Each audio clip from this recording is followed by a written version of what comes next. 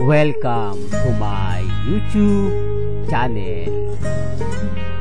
Kung bago ka lang sa channel na to at true-blooded Aldab Nation ka, tama po ang channel na pinuntahan mo.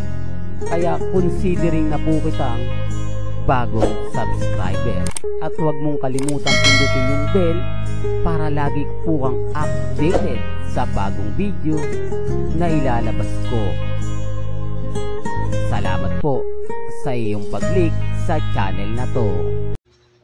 Welcome back mga kaaldab. Ito na naman po ang inyong lingkod, si Mr. Destiny.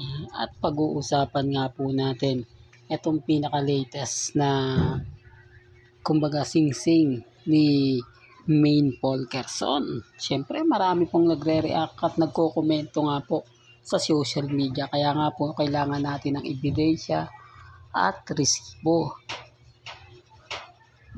Nakuna naman po natin ang kagandahan nga po mga kaaldab.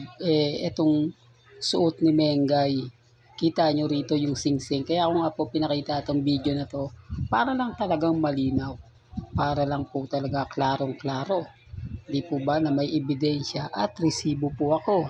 Dahil kung wala po tayong ipapakita at sasabihin lang po nila na ganito ganyan, hindi po talaga tayo paniniwalaan. Siguro naman po sapat na tong video na to. Pagpapatunay po na suot talaga ni Mega yung sing-sing. Yung wedding ring ni na Maine Polkerson at Richard Polkerson. Kapansin-pansin nyo na ito nga po yung suot niya.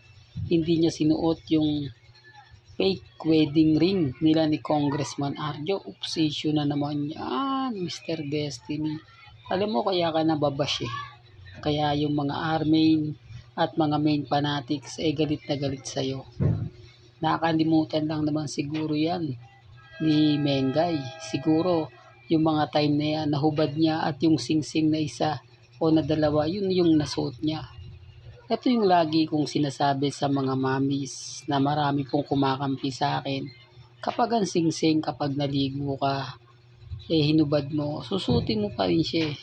Kasi nagawa nga po ni Mengay isuot yung dalawang sing-sing. Yung wedding ring pa kaya kuno nila ni Congressman Arjo. Kung pwede po palang makalimutan yon, o pwede bang sabihin na ganito ganyan.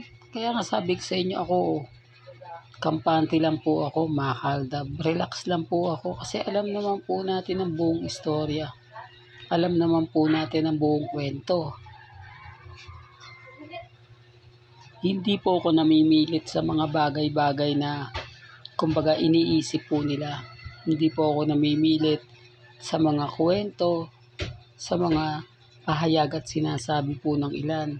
Ako mga kaaldab, ang importante lang naman po kasi sa akin, maging updated kayo.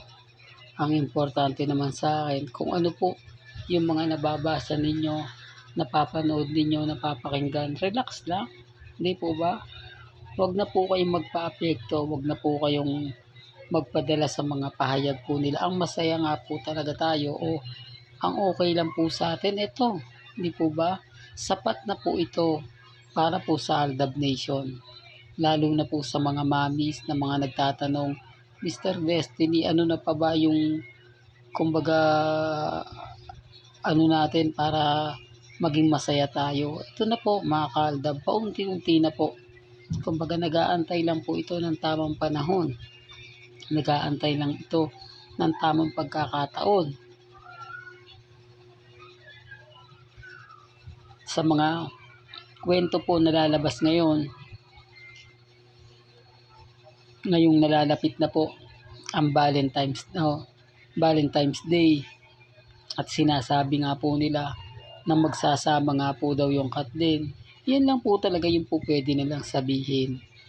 Yan lang naman yung po pwede nilang palabasin. Kahit ako sasabihin ko rin yan Lalo na nga po pag desperado ako o desperado na yung ibang netizen, yung mga fans na nagtatanong na kumbaga ilang buwan na nga din daw pong walang update. Totoo naman po Mantakin nyo simula po ng November.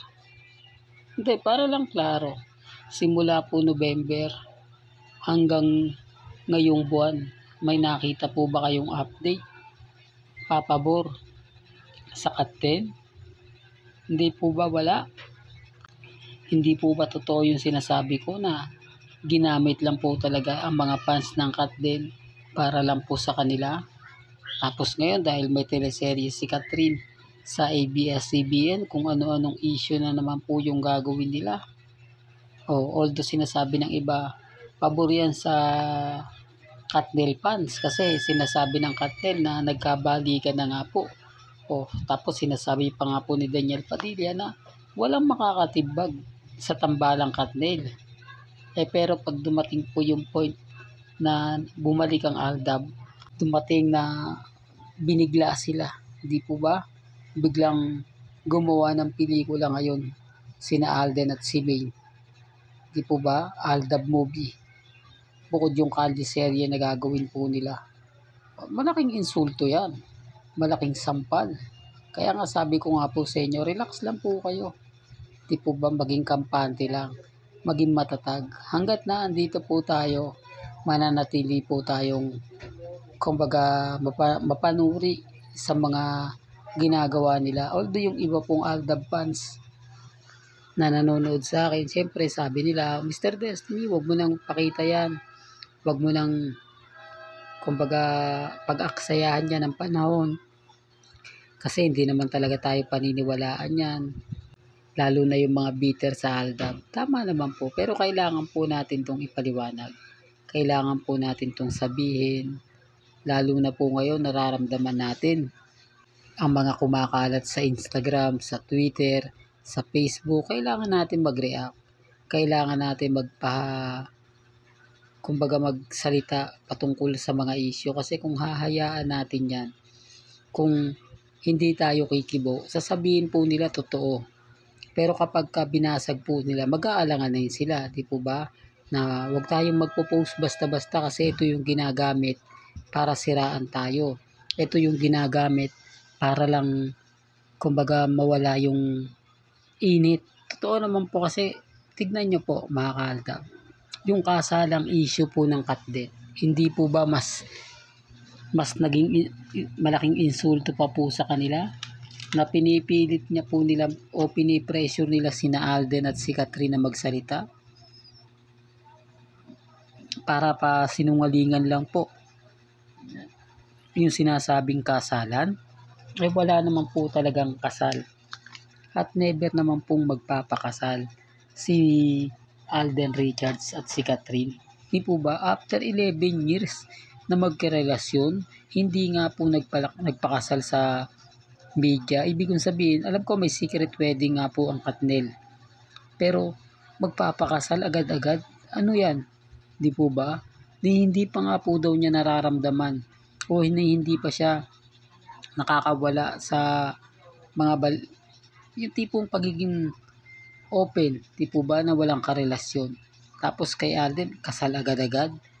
Kaya nga po natatawa ako sa mga nagiging reaksyon at komento ng mga ilang Cat din. Pero pag binatikos mo sila mga ka-Aldab, grabe. Talagang hindi ka tatantanan. Talagang babatuhin ka ng masasakit at maanghang na salita na hindi mo talaga kakayanin. Na hindi mo talaga siya kumbaga kayang sikmurain, lalo na yung puro mura. Grabe, no? Ito yung mga taong desperado. Tapos, babalik ka rin nila yung sitwasyon. Tayo daw po yung ganyan. Tayo daw po yung... Ako, sabi ko nga po sa inyo, Aldab lang po tayo, di po ba? Hindi naman tayo kumukuha ng bagong followers gaya po nila. Ang mga followers po ni Mr. Destiny, ito po yung since 2015. Na hindi na po mawawala pa hanggang 2019. Yung mga papasok po sa akin 2024, 2021 hanggang 2025, wala na po kasi hindi po nila alam ang buong istorya. Hindi po nila alam ang buong kwento. Di po ba? Well, may kanya-kanya tayong pananaw at opinion ha. Nire-respeto ko po yan at ginagala. Hanggang dito na lang po ang ating latest updates. Kaya kung gusto niyo pa po ng pinaka-latest at sariwang update. Abay, tumutok lang po kayo dito po sa channel ni Mr. Destiny para updated po kayo sa mga bago at sa mga latest po na i-upload po natin maya-maya lang.